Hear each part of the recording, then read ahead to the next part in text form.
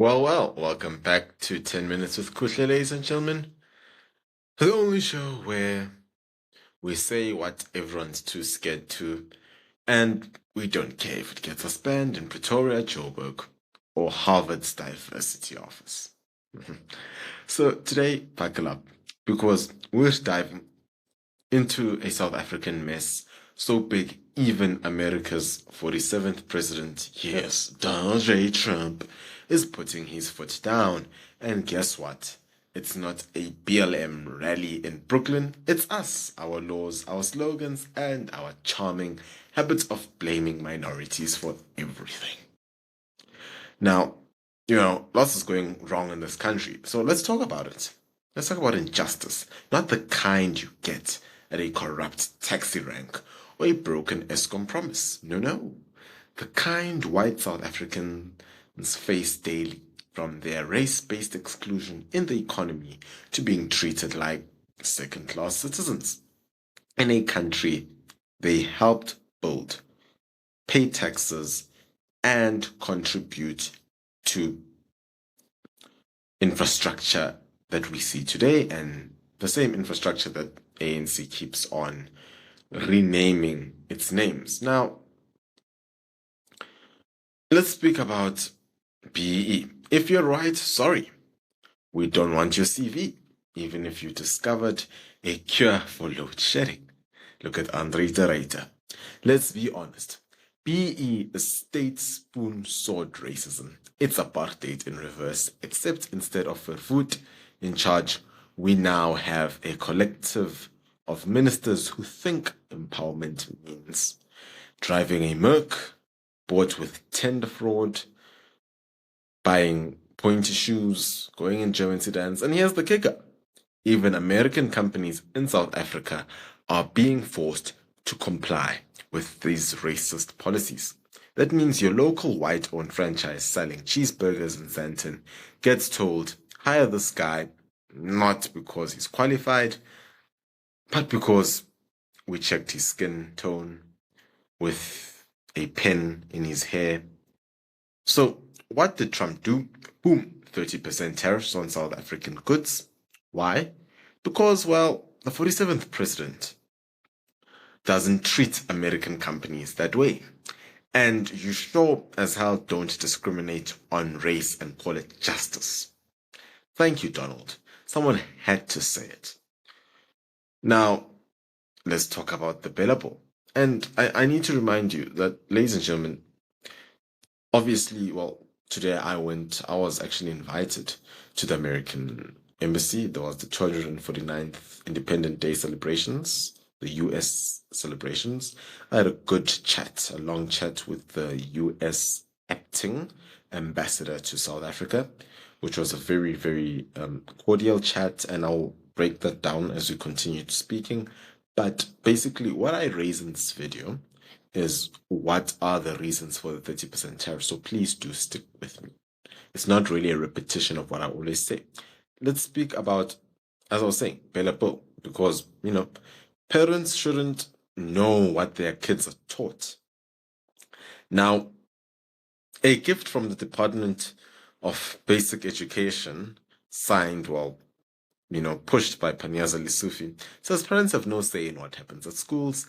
Under this, you don't control your child's language of instruction, their curriculum, or whether they're being spoon-fed Marxist ideology in grade 5, which does happen, by the way.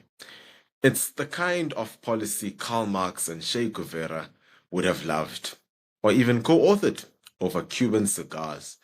In effect, destroy the last good public schools, which are mostly in white areas, and call it transformation. Classical. What it really is national sabotage of excellence. Let's speak about NHI, the National Health Insurance, or should I say incompetence. This, as I like to call it, is Nkandla for clinics, because let's face it, this is not about healthcare. It's about centralized theft dressed up in white lab coats. If you're white, paying taxes, and already paying private medical aid, guess what? You now also get to fund someone else's trip to a state hospital where the only working machine is the kettle which makes coffee, and even that has a broken handle. The NHI is Robin Hood, but instead of stealing from the rich to give to the poor, it's stealing from the competent to empower the cadres, which is ludicrous because, well, we've built our private hospitals for ourselves. I, for one, have a medical aid and I pay for that. If I want to go to a private hospital, I should be allowed to go to a private hospital. It's already shit living in South Africa. Why make it more shit? Are you trying to kick us out? I mean, let's speak about expropriation without compensation. So the land issue, because nothing says, we love investment like expropriation without compensation. Translation, we want your farm. No, we won't pay for it. Yes, we still want to produce food while we accuse you of theft on national television. The reality is, majority of people who believe in this free land are very stupid because I'll be honest with you, how many of you are going to farm once you get the land? I'm just being honest. I mean, I, for one, if I had to get land, just the fuck's sakes, I won't be farming on that farm. I really won't. Well, it's also funny because, the same government that is now Marxist, that can't fix potholes, thinks it can run an agricultural sector. Spoiler alert, it can't. But don't worry, we'll nationalize your title deed and rename your property to Ubuntu Dairy, while Zimbabwe watches and says, been there. Don't do that. Bought the farm, bought the famine. So, another hot topic which led to this 30% tariffs has to be the Kill the Boer, Julius Malema's national anthem. He even sang it at a funeral of EFF members that passed away. Condolences to those families, but I don't have anything else to say, honestly, because, sang it at a funeral, self-explanatory. Kill the Boer on a stage in 2025. It's heritage. But if a white farmer defends himself, it's racism. Make it make sense. Imagine if the roles were reversed. No, wait, don't. Because we'd be at The Hague faster than Ramaphosa at a WEF summit, World Economic Forum, if you didn't get that. This chant isn't culture. It's a dog whistle for hatred. And the international community sees it. Which brings me back to Trump's tariffs and American retaliation. President Trump didn't just tweet about this. He acted. He slapped a 30% tariff on South African goods and made it clear you don't bring communists into a capitalism and expect to play in our sandbox. He told US companies, if you're forced to have a BE score yourself, don't do business in SA. Maybe don't do business in SA and perhaps let's make it difficult. Now, some may say he's meddling, but let's call it what it is. Leadership. South Africa doesn't have leadership, but South Africa needs to wake up and call a spade a spade. And, Mar-a-Lago is teaching us how to do it. Now, ladies and gentlemen, as I said at the beginning of this video, I was invited to the 249th, American Independent Day, which was celebrated today in Pretoria. Yes, your boy, Kuhle, was rubbing shoulders with diplomats, investors, and talking about US-South African trade relations. I also met a very nice guy, Pete Leroux from Sagalika. He also did watch one of the videos I did and liked it. So shout out to Pete, very nice guy. I met Cully Creel today. Got to have a good cordial discussion with Cully Creel.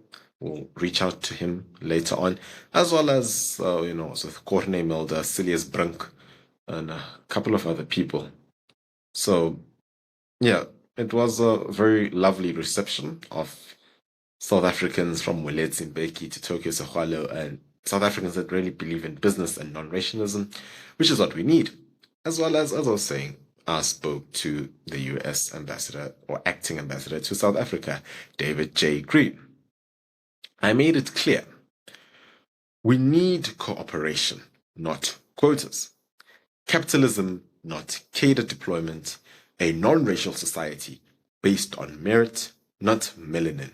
And that if South Africa wants a seat at the grown-up economic table, it needs to ditch the Marxist handbook and start acting like a country that respects all its citizens.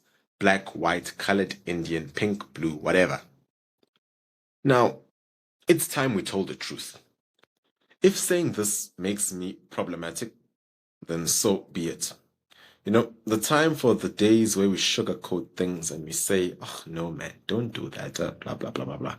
Those days are gone. We need to be straightforward. We need to come off the foot and say it as it is. The truth is, reverse racism is still racism. BEE is not justice. It's injustice wrapped in rainbow-colored paper. And if Trump's tariffs are what it takes to get us thinking straight, then maybe it's time we listened. Until then, keep your eyes open, your taxes in check, and your passports renewed. Just in case. And I mean just in case. This has been 10 Minutes with Kuhle, where the truth isn't black or white, it's capitalist. So don't forget to subscribe, like, and share, and sign up for membership. It's as cheap as 20 Rand. Till next time, bye.